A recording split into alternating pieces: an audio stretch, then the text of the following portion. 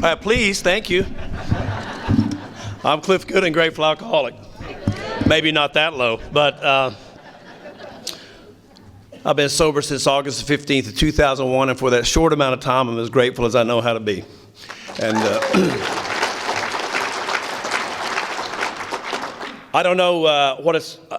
I'm sitting out here listening to all the speakers. I was telling this to Carla a while ago. You know, got here Friday night and just listened to every speaker. I'm listening to Michael talking this morning. This is kind of what's happening to me on the inside right now. Right? And I'm thinking, if I could, in the middle of Michael's talk, I'm thinking, if I could just slip out of here, get in my a taxi or an Uber, get to the airport, change my flight, no one would see me because I'm not going. I am woefully inadequate to be here this morning to talk behind all these great speakers. They've been phenomenal, huh? Unbelievable. I don't know if you've been spiritually fed or not, but I certainly have been. You know, and when I come to these things, you know, that's what always happens. I get so much.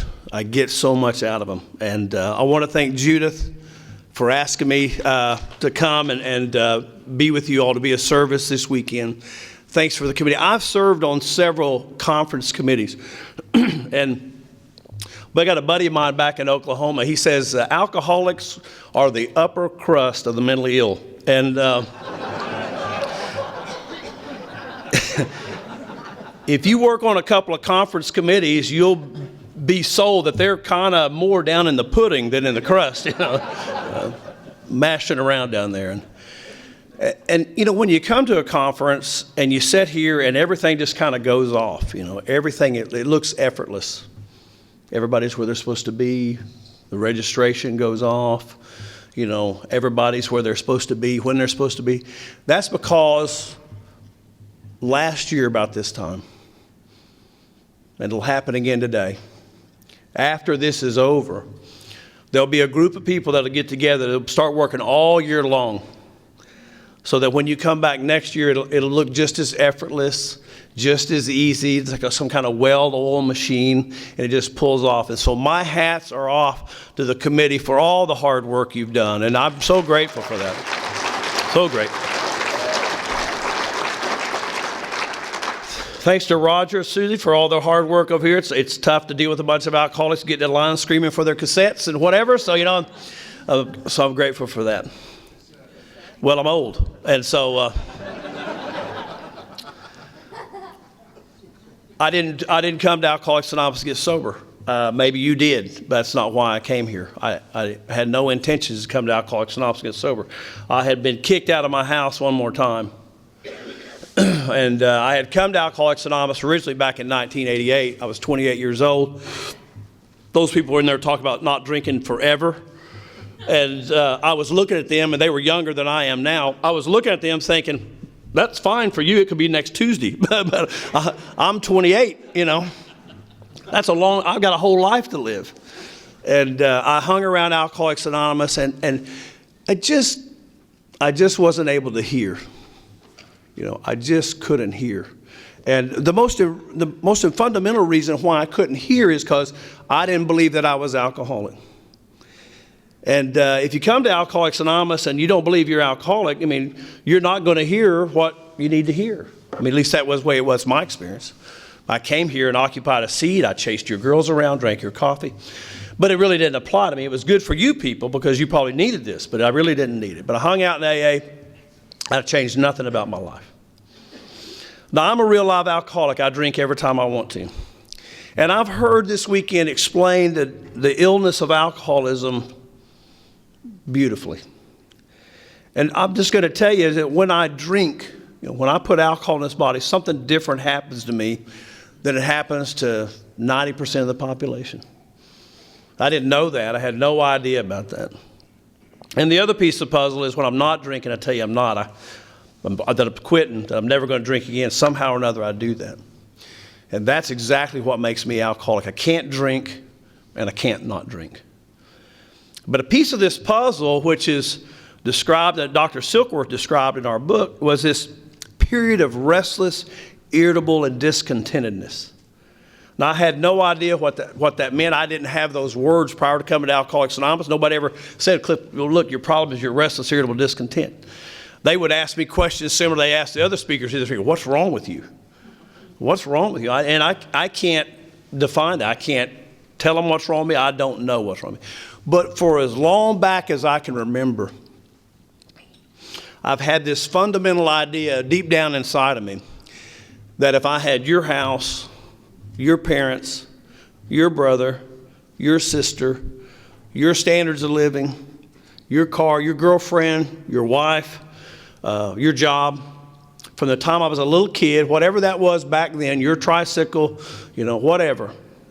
If I had that, somehow or another, I would be okay. This disconnectedness, this just not feeling a part of. I remember my mama took me into kindergarten. And she walked me down to that little red schoolhouse, and the door opened, and there was probably about 15 kids sitting at little round tables, a lot smaller than the ones here. And those kids' heads popped up and looked at me, and at that moment in time, everything became about me. Everything became about me. What do you think of me? How do I look? How do I fit in here? And walking into that little class, and I had no ability to articulate those words then. But walking in that little class, it was as if those kids had the answers, and I intuitively knew this, that those kids had the answers to all the questions, and I don't even know what book they're reading out of. Now, my mama had me there on time, but I feel like that I'm 15 minutes late. And I felt one step behind, 15 minutes late, not knowing the answers to the questions my entire life. I came to Alcoholics Anonymous, and you people said, you're restless, irritable, discontent. I was one of those guys the grass was always greener on the other side. I came to Alcoholics Anonymous and just found out that guy was taking care of his yard. I didn't know that, Had no idea about that. And I was 11 years old. I had 11 good years of sobriety. And when I was 11 years old, my brother cracked a tall boy country club malt liquor in July and took a big drink, and he handed it to me. And I took a drink out of it. And if you've never tasted country club malt liquor, it is horrible. It really is. It's bad. When Dr. Silkworth talked about drinking for the effect, if you drank country club malt liquor, you guarantee that's right, But on that particular day, what happened to a guy like me is alcohol had the exact result it was supposed to have for a kid like me who lives with all this angst, separateness that I could not comprehend, that I couldn't put words to, I couldn't articulate. I was a kid that always in class, really good student, but seasoned conduct. I'm just mischief maker. But on that day with my brother in that hot July summer in Oklahoma, everything got put into place. All the pieces got laid in. And alcohol had the exact result it was supposed to have for a cat like me. I had no idea that I suffered from alcoholism. I had no idea what that meant, had no idea what that was. It was a foreign concept, but all I knew on that day I was with my brother, and it felt good, and I just knew I needed to do this again. Now, what I can tell you is my mama, God rest her soul, made the best chocolate cake I've ever eaten in my life. I mean, that woman could make chocolate cake. I'd be in Oklahoma City. She'd tell me she's making a chocolate cake. I'd drive 3 hours to her house to eat it. It was good. I loved her chocolate cake. I don't remember the first time I ever had her chocolate cake. I have no conscious memory of that. I don't remember, even as good as it is, and that I'm sure on the very first day I had that chocolate cake and ate it, it was phenomenal. But I can remember what it smelled like. I can remember what the sounds were. I can remember what my brother was wearing. I can remember what I was wearing. I can remember where I was standing. I remember the beads of sweat rolling off that country club malt liquor on the day that I had my very first drink. Very first drink. And it's not my experience here that on that day I became a blackout drinker and lost everything. All I had was a bicycle. I could have recovered from that, I think. But that's just not my experience. But by the time I got to high school, I became a daily drinker. And when I went to college, I became a blackout drinker. When I was in high school, my buddy and I, we had a 0-hour class in our senior year. And we would go to the little local kind of Quick Mart, Zippy Mart kind of deal. And the legal age in Oklahoma was 21 then. But at that particular place, it was old enough to get your money on the counter. And we would go get an 8-pack of Pony Millers every morning. And we would split them right down the middle. I'd have 6 and he'd have 2. And I'd get a cool buzz on and go to school. When I went to college, I became a blackout drinker. I had no idea what that was. You know, I thought it was just the effect people had when they drank. And I had no appreciation or idea about the people around me, about what was happening to them. I just liked to party. That's what I thought. And I'm one of these people that I'm moving somewhere. I'm headed down the road somewhere, because wherever I am, that ain't a good place to be. And if I can get this and this and this, I'll be okay. And I went to Oklahoma State University in Stillwater, and at that I applied myself. I graduated in 3 years. I went to the University of Oklahoma Law School. The night before the LSAT exam, the law school acceptance test, I was home studying. I've been studying all week, getting ready for this exam. It was very important to me. And I was a good student. I had like a 3.7, 3.8 grade point. I mean, I'm focused.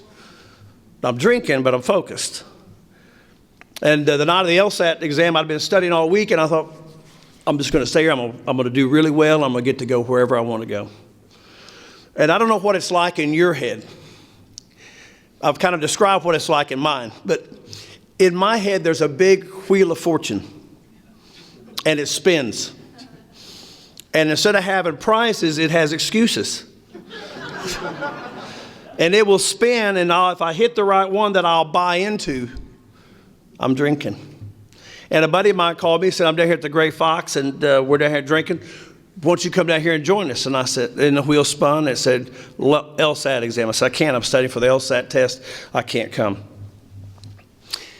He said, well, Susie's down here, and she's asking about you. The wheel spun again. I said, I'll be there in 30 minutes. And I went down, and what happens to me is every time I drink alcohol, what happens to me? Once I drink, I can't stop until something gets in there to interrupt my drinking. And what happens, I finally got home about 4:30 in the morning, and I'm testing while intoxicated at the test. I do horrible. And I've seen my whole future go down the toilet. You know, I'm one of these guys that were blessed with potential. You ever been blessed with potential? You know, poor Clif, he had a lot of potential. You know? And I got into law school finally a week before it started. I got put on the waiting list. And so when I go to law school, the thoughts in my mind is that I don't deserve to be here. I don't deserve to be here. And so what I did was I quit drinking for a whole year and became focused on school. Our book talks about people like that. Get focused, driven, singularly focused on something else, becomes important in their life. And I became focused on that, and I became first in my law school class. I'm driven. I got to show you. You know, I've got to do twice as much to feel half as good as it appears you look on the outside. And I become driven to do the thing that I want to do the most. And so what I do after the first year, after I've done exactly what I want to do, I celebrate, you know. And I began to drink, and slowly I slid from that number one spot, but was able to graduate university. Now, when I was in law school, I took what I used to like to call hostage. And I've talked to several of you. I know you're some hostage takers out here. But I've kind of refined that. I've looked at them. They really weren't hostage. They were just committed volunteers, and that's what they were.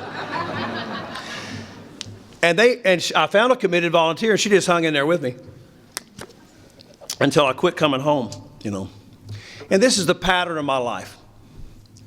On Thursday night, I go out because somebody asked me to go out and have a couple of beers. And that always sounds good, a couple of beers. And I would go out and I would have a couple of beers. And the story of my life looks something like this. I'm at home, and Lori, my wife, current wife, my last wife, most likely. Anyway, I got to hedge my bets, you never know. She says, Clif, it's 6 o'clock, dinner's at 7. Will you go down to the store and get some bread? And I go to the store and I get a loaf of bread.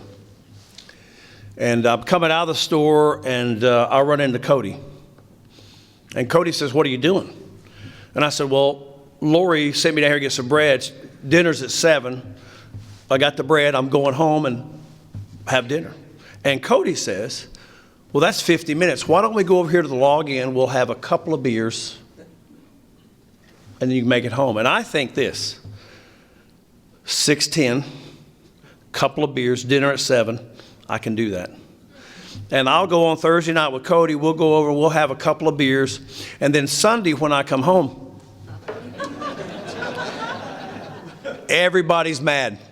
I mean, she's mad, the kids are mad, the dog's mad, cat's mad, everybody's mad.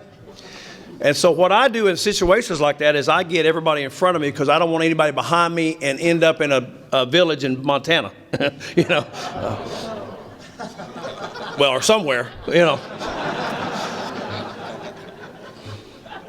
An EST program or something. Anyway, and I begin to do what I always do. I begin to swear to them, this is never going to happen again. And I'll be giving the tale of why it's never going to happen again. And then what happened, and I'll turn the conversation to, it was Cody's fault. You know, if I hadn't run into Cody and if he hadn't asked me to go, and you know, Cody got some troubles, had some problems, we talked about it, I went with Cody, and before long, I'm buying into my own lie. And I'm telling them, and I'm believing it. Because our book says at some point in time, every alcoholic, we can't differentiate the truth from the false. I'm unable to grasp the concept of why I'm drinking. I can't connect the dots, man, that I drink every time I want to.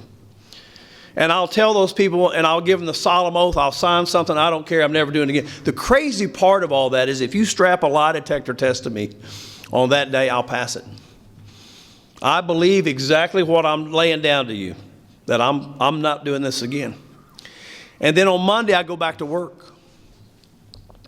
And I'm sitting at work, and I begin to think how they're not treating me right here.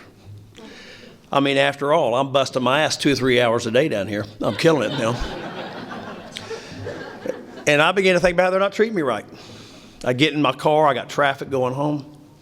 I get home, it's Monday night, everybody is still mad at me. Now, I don't understand this. I apologized yesterday, you know. Why are they still mad?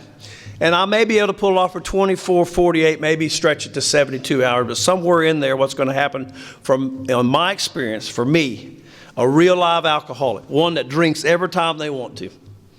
What happens for a cat like me is somewhere along that timeline, a drink's going to sound like a good idea. And it may never come to me exactly as I thought I'm going to have a drink. It may come to me that, hey, I'm just going to go sit down with Cody. I'm going to talk to him.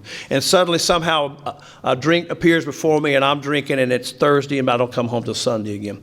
And I'd like to tell you that happened a couple times. It's the pattern of my life. If I look back at my life through inventory, over and over and over, from the time I was about 21 years old till I crawled to the doors of Alcoholics Anonymous at 41. It was a story of my life.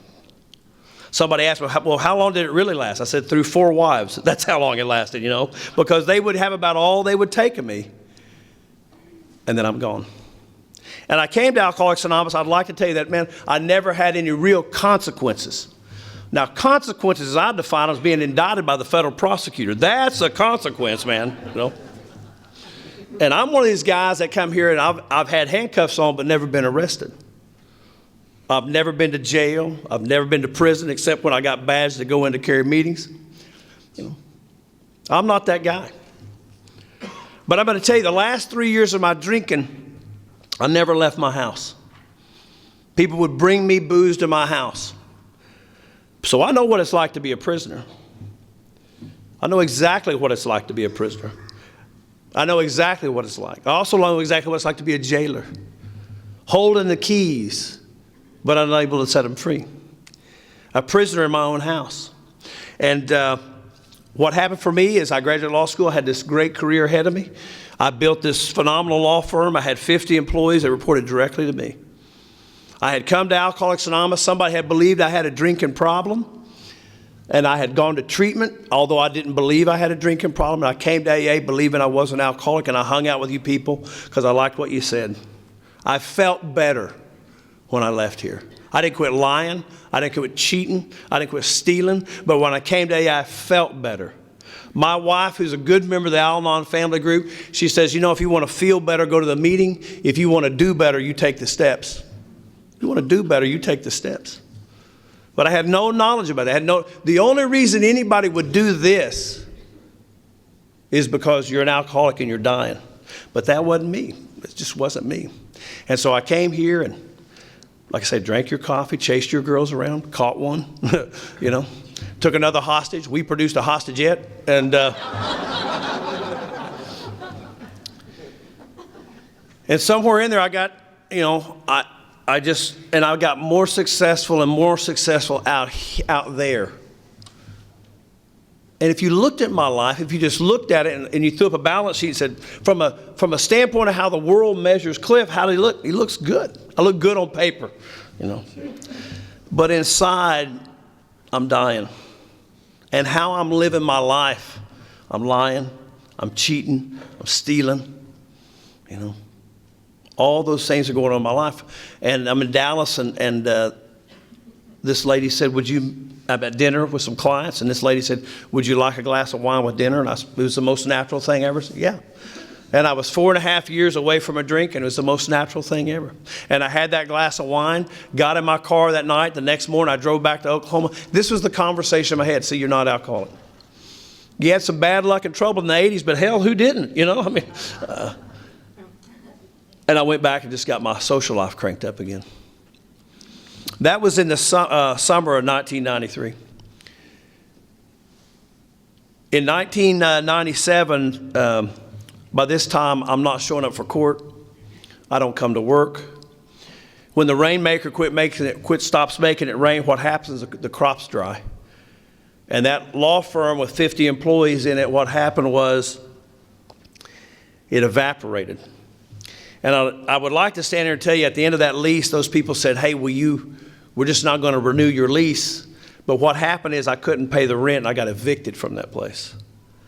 And I like to tell you that the anthem of every alcoholic is that I never hurt anybody, I only hurt myself. But on that day, 50 people lost their jobs.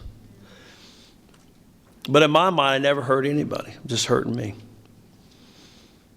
And it was Christmas, and there was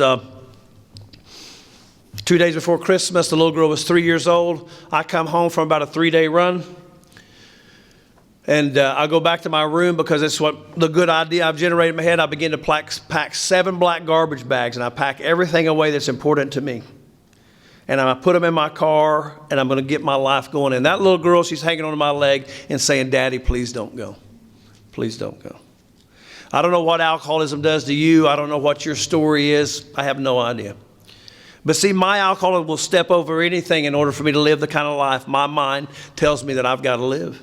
It'll just step right over that to get about living my life the way it says I have to live it. And everything began to come down around me. That hostage and hostagess got set free. Not to be undeterred, I found a good untreated Al-Anon. If you're going back out, get you one of those. And she began to run. I quit working. I like to tell people I was a functioning alcoholic. I had a wife that worked. I was a real go-getter. I'd take her to work and go get her. That's what I would do, But my life, the last 3 years of my drinking, like I said, I just didn't leave my house. And she began to run me around to doctors to try to figure out what was wrong with me, how to get me fixed.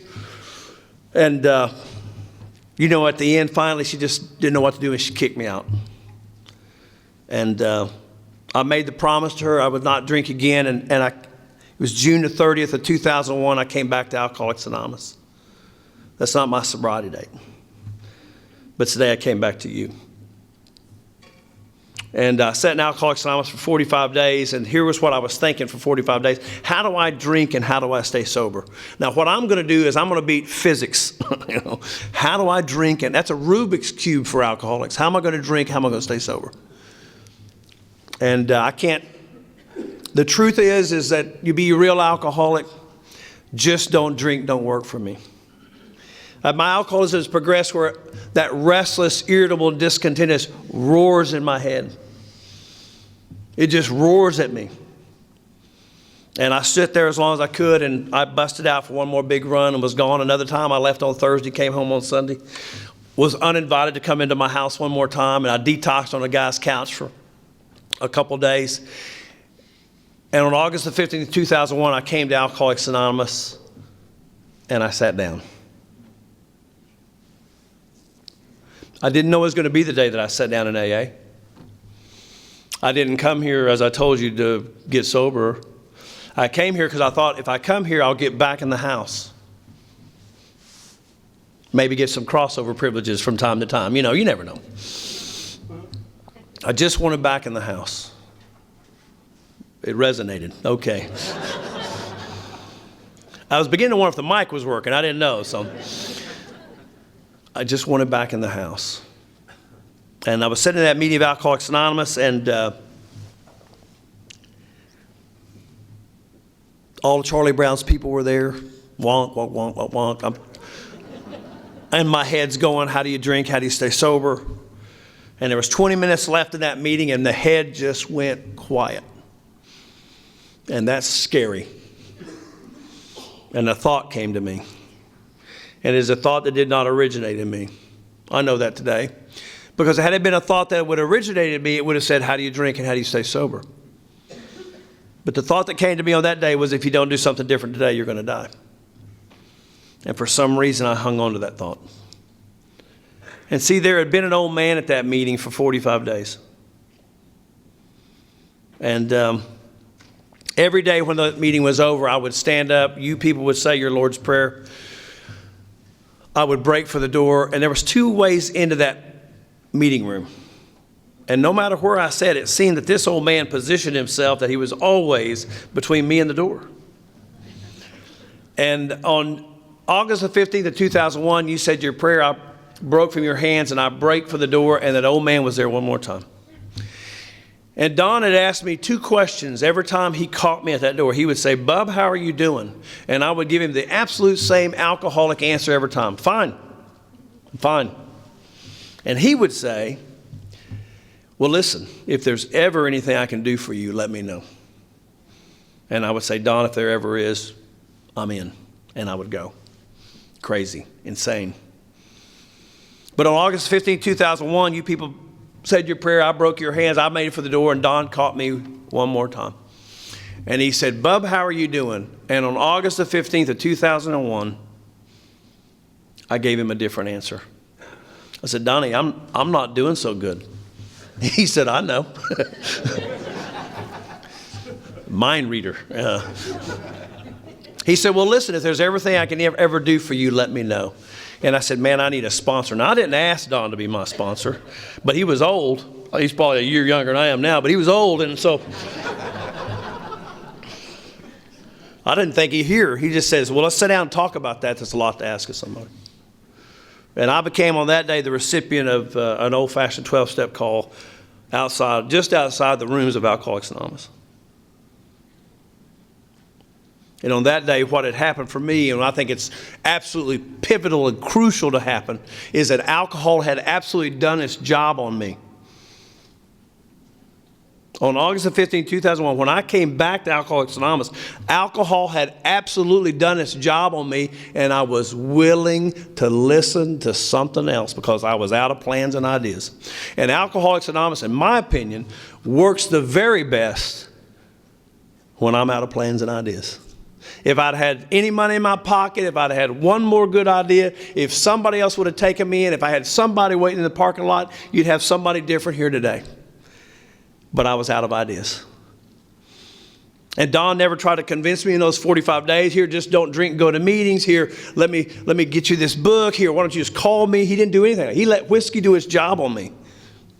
He didn't pull me up one drink short, you know. He was of the philosophy, I'd rather buy your last drink than pour it out and you're not ready. And what Don did, he sat down and he shared his experience with me. And for the first time in my life, as only the dying can be, I became willing to listen. And Don looked at me and I began to nod my head. And Don was a nice, gentle man. But when I began to nod my head, it seemed to me that the fangs began to come out of his mouth, you know. His werewolf ears began to enlarge, you know, because he said, I've got one on the hook here. And he set it. And he set the hook in me. And he began to ask me about my drinking. And I began to tell him about that. See, what Don had been doing for the 45 days, he had been trying to carry a message, not a verbal message. He was doing exactly what our textbook says we are to do, to be a demonstration. To be a demonstration. And all those days Don had been here, he had been steady demonstration of our principles. Not trying to convince me I'm alcoholic, not trying to convince me I belong there, but be a steady person asking me the question, being a demonstration that here I am, Alcoholics Anonymous works. If you're ready, all you have to do is ask. And he just waited alcohol out, you know. And everything changed in my life. And Don looked at me and said, listen, here, I've got 3 requirements. You need to call me every day. You need to be a meeting in Alcoholics Anonymous every day. And whenever I ask you to do something, you need to agree to do that. And if you can't agree to this, I can't help you. And I agreed to all those terms. And oddly enough, I've been here ever since then. And what Don did, he had me get in the steps, and he began to do for me, and I began to do the actions indicated in this book. And as every speaker has outlined this weekend on every particular step, those things began to happen for me. I began to have this movement, this shift inside of me. Moving away from the old Clif into something that I had no idea what it was. But I just knew it deep down inside that the way I'd been living, it was killing me. Intuitively, I knew that I was dying. And Don got me busy in this book, and right away, he had taken me on 12-step calls with him. And I was like, he didn't expect me to say anything, except, now you're 30 days sober, right? To the guy that's sitting on the couch. So that guy would know. Don was 11 years sober when he got me. But he needed me as a prop, so that guy, he couldn't fathom 11 years, but he might could fathom 30 days. And so I became his pony, you know, his trick pony. He'd take me and say, don't say nothing, but just look sit there, you know. And I became a 30-day demonstration to those people we would go 12-step. And so what happened for me is exactly what the book talks about, exactly what 12-step promises. Having had a spiritual awakening as the result of these steps. An awakening. That means I've been asleep. I've been moving through life asleep, and I don't even know that. I've been motoring around all my life asleep, and I have no idea I've been asleep. I've been asleep to everything. I've been powering through life on my own. You know, I had no idea when I came to Alcoholics Anonymous that I had been separated. This separateness I had no idea that I'd been separated from this power, God, creative intelligence, spirit of the universe that underlies the totality of all, whatever you wish to call it. I'm going to call it God today, but whatever you think of when I say that, that's exactly what I'm talking about. I had no idea that I was separated from that on my own will. I was totally clueless to that. That I had been operating on my will and separated, somewhere in there had separated myself from that. And I had no idea that being separate from that I was powerless. And what I've been trying to do by activating my character defects, by lying, by cheating, by stealing, bad sex conduct, fear, I've been trying to manufacture false power. Some kind of false power in my life to give me the feeling that somehow I'm connected to something. But mostly that I'm better than. Because when I walk into a room, it doesn't matter where I'm at. I'm either better than or less than. I'm better than or less than. I'm making judgment calls. I walk in the room, I'm sizing it up. I'm trying to figure out who's in charge here. What do they got, and how do I get whatever they got, you know? And I'm running on no power, but I'll create power, this sense of false power, by activating these character defects I have in my life. And what happens for a guy like me, eventually those false powers, I get caught up in those. These character defects begin to fail me. I think they're the most important thing. I think these are good things. These are good traits. They help me, but they don't. This false power, eventually what happens is they fail. I begun to run headlong into my fellows. I step on their toes and they retaliate, seemingly without provocation, you know. And what happens for me is when that happens, I become restless, irritable, and discontent. And when I become restless, irritable, and discontent, before coming to Alcoholics Anonymous, I had one choice. You know, people talk about, this is my drug of choice. This is my drug. Alcohol was my drug of no choice. Because the book tells me that I've lost the power of choice in drink. And alcohol becomes my drug of no choice. I drink every time I want to. And when do I want to? When my mind tells me I do. And so Don offered for me a solution that day was a different one. He said, when all those things happen to you, what happened is you have obsession, spree, remorse, repeat. And it's spree, remorse, repeat over and over and over again. And on that day, what Don offered for me and what the steps offer me and then what they offer you is a different choice today. Paul talked about it the other night. He said, I finally got something between me and the drink. And Alcoholics Anonymous is a lot about what this message is how to get a power in your life. That's the message of Alcoholics Anonymous. How to get a power in your life, what it says to solve all my problems. I came here believing I had a drinking problem. What I've got a problem is how do I live out there with those people? How do I operate in this world? How do I do that? And so the steps in. So Don said you have a choice here. You can go on to the bitter end, blotting out the consciousness of your existence, or you can accept spiritual help. And these steps are designed to get me in touch with that power. What's happened, I've had this awakening. And here's the trick in Alcoholics Anonymous, this awakening we have here. I've watched people in Alcoholics Anonymous come here, good members of AA, and become awake. In about 5 or 6 years, I've watched them go back to sleep and walk out that door. I don't know what happens to them. Call them, can't get hold of them. I've watched people with multiple years go back to sleep in AA and walk out that door. The trick in Alcoholics Anonymous is staying awake. The trick here is staying awake. It's exactly what Michael was talking about. That, listen, I'm a greedy alcoholic. I want it all. And I want as much sobriety as I have. Did anybody in this room ever get half drunk? Why you want to be half sober? I want it all. I want everything that Alcoholics Anonymous has to offer for me. And I'm going to tell you, what Alcoholics Anonymous has to offer for a guy like me and people like you is a banquet table. It's a banquet here. And the banquet we receive and what we get here is what Step 12 promises, is this awakening. And what I'm required to do by having this awakening is a couple of things. One of the things is I try. I try to carry this message. Now, I want you to think about this. If you go to work tomorrow, and at the end of your day, your boss comes up to you and says, well, how'd it go today? And you go, well, I tried. I tried. And he's going to come back the next day and go, how'd you do today? Well, I tried. That's going to work for about a week, maybe. And you're going to call down to the office. What's this trying action, But in Alcoholics Anonymous, what I want to tell you, and I'm willing to bet this is true for anybody here who has sponsored anybody and made 12-step calls and actively engaged in sponsorship, I am 100% success rate on 12-step calls. 100%. On every 12-step call I've ever made, on anybody I've ever worked with, I've stayed sober every time. I've stayed sober every time. I try to carry this message. And sometimes God has some success with those people, and sometimes He doesn't. I can't take credit for anybody's sobriety. If I take credit for somebody's sobriety, I got to take credit for the drunk.